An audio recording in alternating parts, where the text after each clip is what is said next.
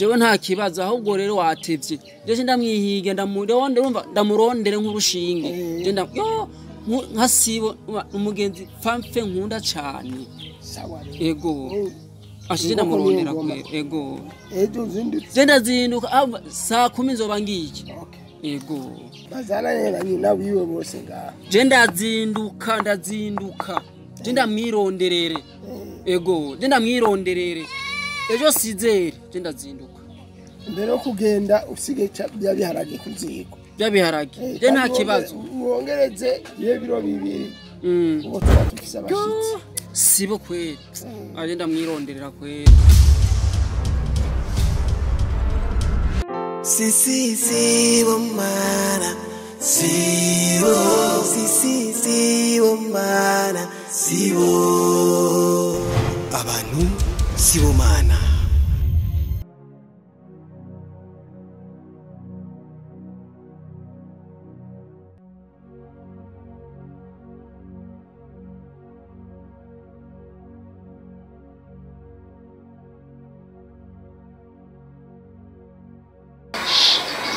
So tell me that story. And tell the story about a mother came from a different kingdom. He took 3 workers of his and told them I will challenge for so he allowed them to choose 3 stones. Those stones each would choose the one that was most beautiful. So everybody took something big, something good. To do something good. Oh yes, Mr. Fred. Hi.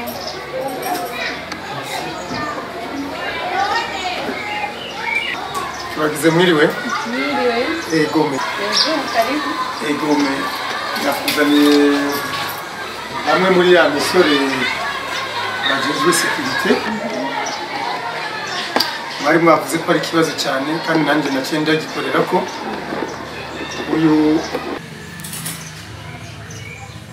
uyu yitwa Dionys Ndume. Uyu nawe yitwa Diomet Ndambala. Diomet Ndambala. Oh, welcome. Merci. Ndambala akaba ari wajejwe kurundira irya sakoshi. Abahungu bazorondera irya sakoshi nibo abaraba neza akabona ko yizeye ko bazoyironka. Ndume nawe ni wajejwe sécurité y'umba. Wewe maze kumumenyera abahora bamubona aha ni wabijejwe. Kandi nkaba nizeye ko bazokora neza kubera yuko icyo nakwizeza nuko bafise ceinture noire muri karate n'ibikoko. Kandi nizeye ko bazokora akazi neza. Yes. Okay, vile ndumva ka story kumukobwa wanje ngaha ushobora kuzahara n'ikisi ndabasanga. Murakoze. Turike bantu.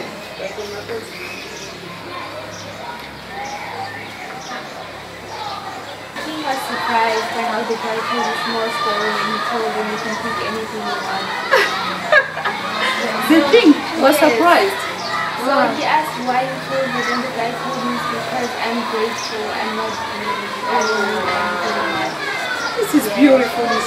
So they think about him with more big stuff. sibo mana sibo mana sibo. Murahabona ngaha tu? Aha ni muhira. Ndume. Ndambala. Yes, boss. Akana kajyo keza ko kubakira ndabamenyesha yuko akazi kahinduye. Twahinduye ingene tuzokora. Ubu security ibaye inshasha.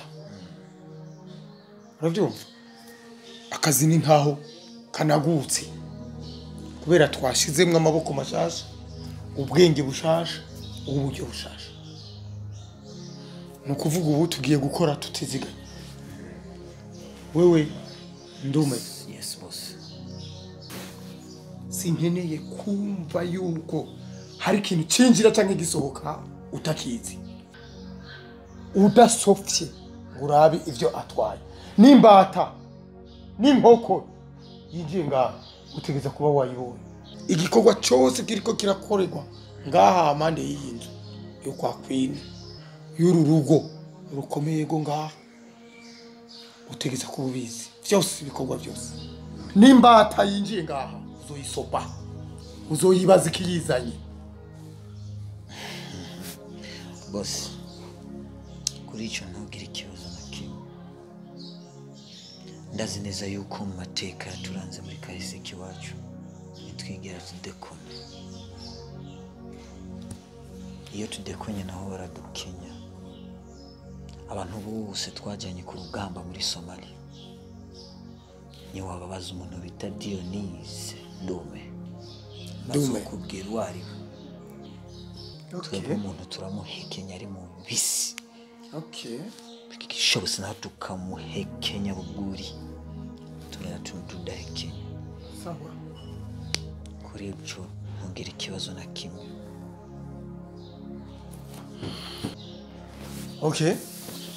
Ndambara ndakwizeye wewe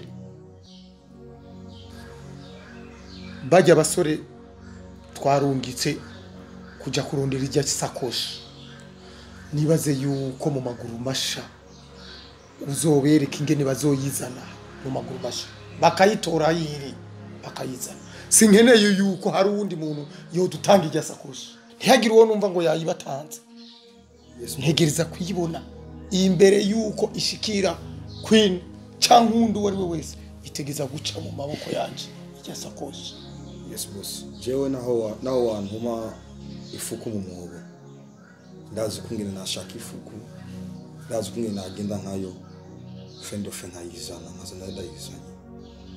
Ego bossi bashaka kumbona uku ati ukambona kwa umuntu asanzwe. Mugabo je sindi umuntu asanzwe. Oya. Jewe naho wantuma ifuku. Barakora ifuku nico gikoko cyambere kinyegeza munsi mu butaka gikimba. Kikagenda hari kure. Nawe akimwa kabisa ushaka gitetse cyo keje nakizana kiri kugishaka ntacane n'ingona barigeze kumwa gwingino uza gufata ingona ahantu yari yamaza abantu namwe yari yarengana jewe nayirutse ko kabisa ndayifata tekana rero ino nta mawose ahari ariko rijya shamba rirakaze kuko numvise hariyo igisizi imwe ikintu kikaze gose gikoresha amashitani sinzi n'izina bagitaziriye Dume tacho wumvise kijya kintu wanzuki tarigeze kuguca mu mato bose ndibaza yuko nta kintu kimwe giteranye ubwoba twahuye n'ibintu byinshi biteranye ubwoba cyane ndibaza icyo ibisanzwe sawa hariyo wanzuki icyo rero ni ikintu giteye ubwoba gose kimira abantu kitabahekenye kikica bamwe kikabamanika kikagira gute kikabazika hariya mu ishambu umuhitonde muhahinyanyure ijya sakoshi tuyibona ntugire ikibazo gose ndakwizeje kabisa ko ntaca ari igiki kiyetse cyo ngo bitwa ngo wanzuki ngo kiramanika abantu kirabajya twahuye n'ibintu byinshi kabisa.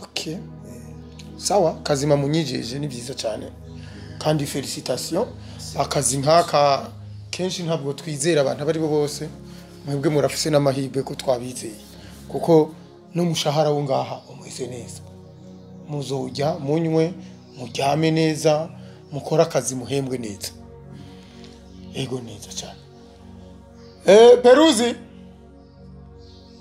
Perusi hamagara Ndugumba muzanane.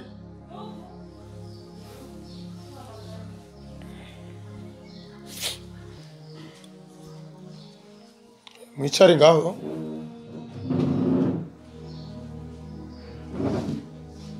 Ndugumba. Mwicara ngaho. Perusi. Ni sawa? Ndugumba rero ndakubwira. Kirazira kikaziririzwa ko hagira umuntu yinjira canke ikintu cinjira Ndume atabizi canke uwarungitswe na Ndume gukora security ngaha atabizi kuko ibi vya security vyahindutse urumva Perusi ntibikiri vya bindi ikintu cyari cyo cyose weekend ubonye kitarimeze neza ico ugira ukore baza Ndume ugendere ku mategeko yiwe uravyumva neza ni nyabo mukayumva ivugira hafi yo ngaha mubwire Ndume amenye icakora mutohoze neza kuko abantu basigaye bihindura inyabo twarabimenye abandi bakihindura imbeba sicoroshe no kuhabera amagabo Perusi wewe mu gikoni bimeze gute kameze neza nyene nta kibazo okay umviriza rero ugende utekane mu gikoni ubandanye akazi kawe uteke nkuko wahora uteka ivyo wahora ukora byose ubikore neza ariko uri ku mategeko ya Ndume akabona injya zigize kwa makenga akakubwira ati zihonje honja akabona amazi canka amaji biteye amakenga ati somako ubanza usome kugira ngo hatagira ikintu cyo nonekara byose biri mu minwe ya Ndume turumvikana hari ufise ikibazo muri ivyo muri kabisa tuvuze naco dufite tworenzako je iryo tegeko washize kuryubahiriza nta kabuza urakoze ndugumba hari curenzako oya birumvikana icyo nagira rero mvuge nibyerekeranye n'isuku mu kazi kose mukora mubandanye isuku mubwire isuku gose ukoze ku kintu ugacukaraba iminwe n'isabune wewe uri kurakora akazi kwa mukaraba n'isabune namwebwe mugizwe security murakora ku nkoho murakora ku mpuzu zimeze ukuntu n'ukundi murahura n'abantu n'abandi za murakaraba n'amazi meza n'isabune birakenewe cyane Ndume hari kibazo ufise n'aba bakozi bo muhira boss nibaze yuko atakibazo kirekire twe dufite tugwize ibikorwa tugabanya amajyambere sibo mana sibo mana sibo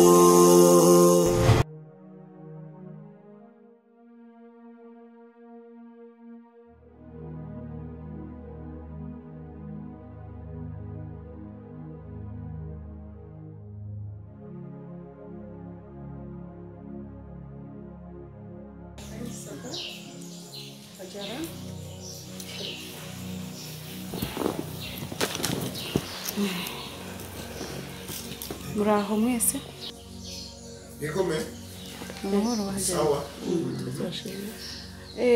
Monsieur Alfred aba bodyguard bose bazanye vraiment mbona bameze neza nabashimye cyane c'est bon ikintu cya sécurité ngira ngo cyavuye mu nzira ikibazo cyanje cy'isakoshi nicyo cyaka kumenya kigeze he icyo nicyo nshaka kumenya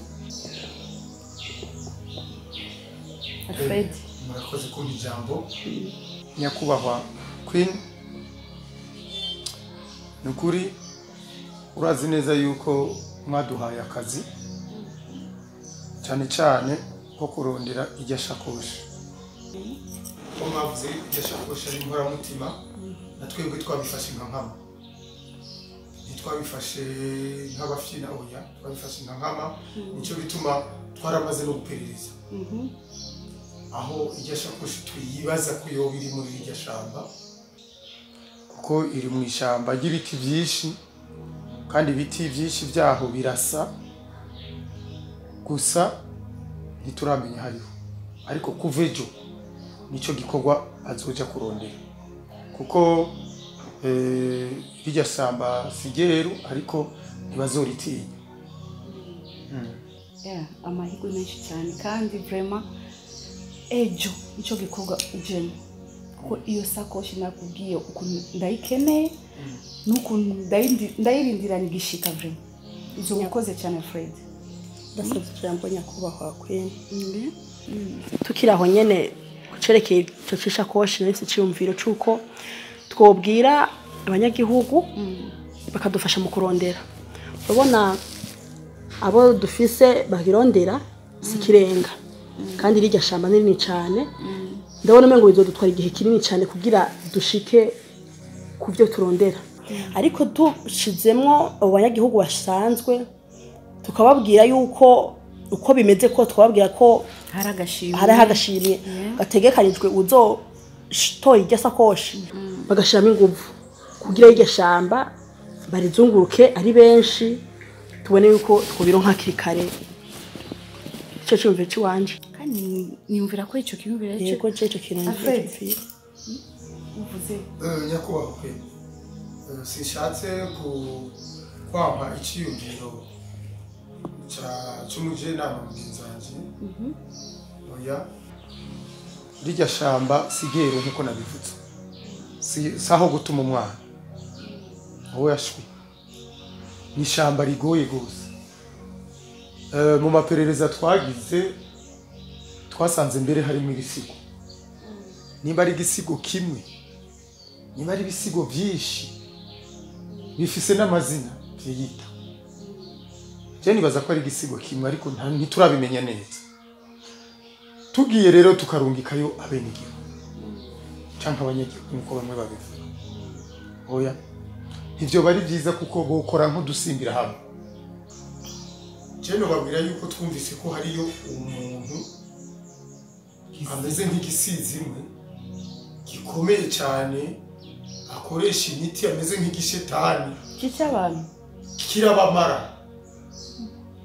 kandi abica nabi gose cyo kintu cica abantu nabi nitwoca turungikayo abenegihugu bataramenyera ivyo bintu ko twongereje security kandi nabo tuzorungika akaba ari abantu babizi b'inzobere bazi ingene buhangana n'ico kintu twobanza tukareka tukaraba ico bazoshikako imbere yo kurungika abanyagihugu kumbura abo banyagihugu bakazoza abo benegihugu tukazobarungika mu nyuma tubonye ko binanira ariko ndabizi ko bitazonanirana tubifitemo umwete turashaka ko iyo sakoshi iboneka mu maguru masha kandi nabo nabibwiye nabo nyene numvise yuko ako gashimwe bagakeneye mbona ko ari byo Hajara I think you should give him a chance turabe ukuntu ishobora kugenda tumureke kwanza akora ibyiwe ivyo by'abanyagihugu ushobora kuza mu binanira yego nta kibazo reka tubanze tugira ivyo mugenzi wanje yavuze yego murakoze cyane byose ni nta kibazo okay je ndibize gatoya hari ibintu ngiye gukora ubwo uraza kumbwira nyene ukuntu ibintu bigenda yego bane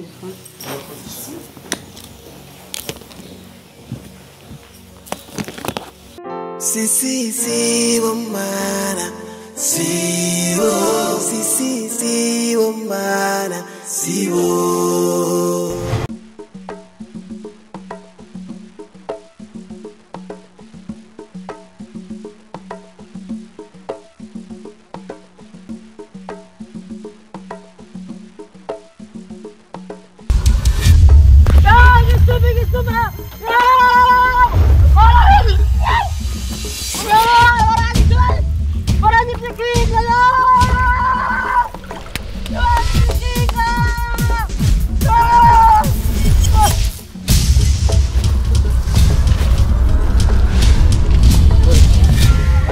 Kinga murakoze cyane ego yo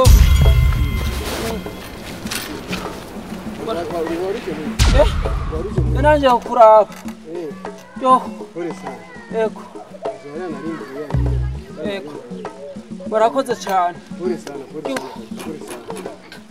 mani bahezagire ego bisawa no kunda komeye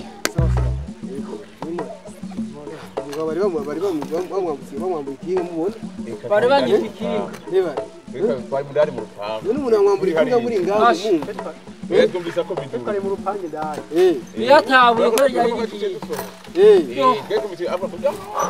gatasohoka twari inyuma urumva ngaha ibisuma biriyaraje kuza bibyiba abantu mwebwe musi murataka muca mwiruka atwara ko twari tuze twiruka twese komite bamufasha mugara bakuri urakoze n'ukuri erega aho sinakomeye na gavyo rero yankubise urubando numva ngaho se none karaho hose yo nari mpfuye n'ukuri murakoze cyane hama hari ubutumwa papa yari yantumye tugenze kubarabana mama byo tuza kuvugana na mwebwe ego mubwejo maze ngo uyu muhungu dusabe ingenzi n'umugenzi banje ngaho si we rero baza kubiga twaronse niba si wiwe rero mutama mahoro niyemeje kwakira niyemeje kugenda kwirariya isi ngana twitegura rero turakora tukinjura keka kuri mashi nongeye tuca twahora aho aza kudushira turanezerewe karibu mama nubwo nta kibazo indaro y'umunsi umwe cyangwa y'iminsi ingahe nta kibazo je papa twabivuganye n'ukuri nta muntu no kwimindaro ego karibu kuri saro dusakiye kare turo kubitegura tugura ibintu kugira ngo turakora tuza hiyo mukanya mwita nyuma y'isara baza kuza ashaka gusaba mama amenye yuko twabasa ahantu uza kugusa ego karibu n'ukuri si bomana sibo si bomana sibo madame cyari ibintu bintangaza je ari abantu bigira banajua mu bintu byose mujya mutama mahoro yumvira ujya mutama aje kwakira aba sibo mana na nyina atano ndwi nimwe heze ngo yabakiriye je sinzi abantu ngene bameze nza ndakubwire mutama nta wankwana bose namba mwe mwara mwase mama sibo mana ku muntu azi byiza sibo mana akora ntiyobora kubakira kubwira bamwitoreye rero hajya naje yaba narifise iwanje mvuga ati ndasaho ndamushira mama sibo mana nari kumutora nkambwira ati wibera hano sibo mana wawe ntaco batoye hajya ashi y'amashetani nta kigenda ibyo byiza namba utabibona abandi barabibona kandi nta umurikira bose nk'ukwezi ahubwo ujya mutamanye nta n'ubwenge bwaraheze pi bwaramuheranye kuko imishatsi yamuhezeko burya buhanze amenye ntaco bumumari ngo ni ikibuga c'indege ca Bujumbura reka ibyiza akora ntaco bigereranya ibyo rero ndakubwira uraza ujya mwana ko yahora atugwanira ngaha mw'ururugo abasuma bose bari bagiye bagabanutse kubera kumutinya sibomana rero ubu rero uru rugo rugera subire kuba ikibuga cy'ibisuma iko cyo basuma jewe je maganagi reka Nzo kwigwanira. Ninda zobagukura. Nzo kwigwanira. Be umusi bagufyondeye ngaha uzoza kubagukura. Bafyondande. Kosi bo mana yasohotse urugo yagiye. Bafyondande. Bafyonda wewe. Reka. Je maganagi. Jewe nta numwe azonkorako. Iki? Ndafise icumu. Ndafise ubuhiri. Ndafise urukero. Nzobakira jewe kubana ifagusa he. Iyo kijya gihe utahamutora sibo mana uzo wibuka uzukubita agatima impembera. Abyasi bo mana. Bana imana ndibari hafi. Ntimuze muribuka ibyiza, ntimuze muribuka ibibi gusa. Muze muribuka n'ibyiza. Si bo mana. Si bo mana. Si bo.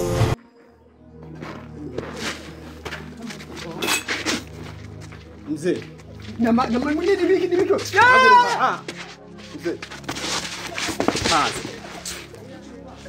Kura byose kura niko. Guma hamwe. Raba hasi kwanza, raba hasi wa mushenzi. Kura byuko kura nije ndakukura. Kura. Mzee sibo mana si hari. Urazi kari we yahora bavugi? Na uhari. Ndindiri. Kura ngaha. Mshenzi. Tona haka. Tona sentire kwanza. Kuna tona sentire. To. Ega kumuhohotera gutyo. Ta! Sibomana sihari uno musi byose ndabitwara. Atari rero. Atari hari byose ndabitwara. Kura ni pantaro. Maze ugura ibirato kwanza. Ta. Kurayo.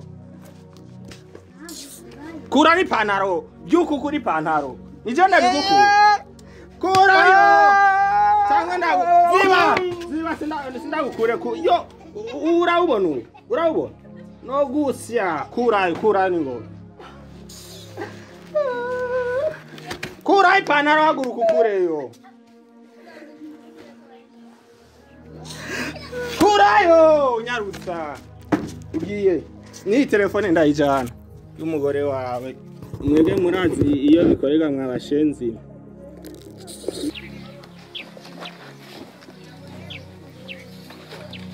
Nyarusa. Jesi naje gushina ngari wawe. Zaranisha shibi biharage navyo nyenda bijana no musa abana baravyiba. Hora rero. Jewe kurafyinisha jewe. Yo! Abasuma. Yo! Yagiye. Tungaho wamushenze mva ngaho. Washa kunta ngaho banyicire ngaho. Yo! Yo! Yagira kukuremo rero upfe urangire. Imisose ndakubarira. Sibomana afite icamaze ngo teri yo sema. Intabwirwa nuko amasa. Ndavyiboneye none. Yagira kurandura. Ara yanyambuye byose. Akuyemo akarenge hakiri kare sinzi. Oh. Hewe araguha kici. Arama kitego mbanyiciye ko mbacagusa. Ibyo byose niwe wabigize. Ubube gito bwawe nibwo bwagira butume uharambarara. Ibirato batwaye, impuzu batwaye, amahera, telefone byose byaruse amaboko batwaye. Ama nawe uranyika. Twanje batwaye. Utunta ngako. Bashaka ndakuzire. None wewe ubwo se wagiye wanderekeye ko babigize ubibona. Wanderekeye. Iyo sibomana bangaye byose ntibyari kuba. Abagore b'abapumba. Abagore badufasha mu babandi bose bahora bazangaye hora birukana. Umuntu w'umushinga nawe ukamutangaho ugaca wiruka. None ndize nyica nawe. Numva wabuzize ubukiri. Ntari kubufakara wewe. None gupfakara wewe. None ibyo nabyo ari kumbwira. Nawe impanga rero nawe yindi ndo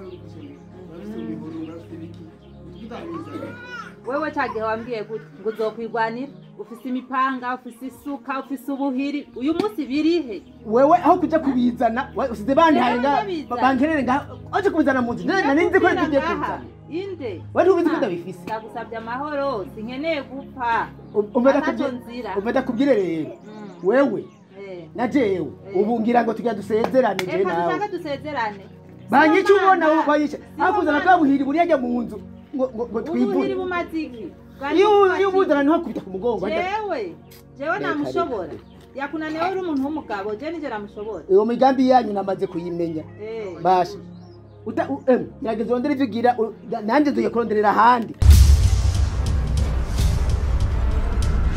Si bomana sibo si bomana sibo abantu sibomana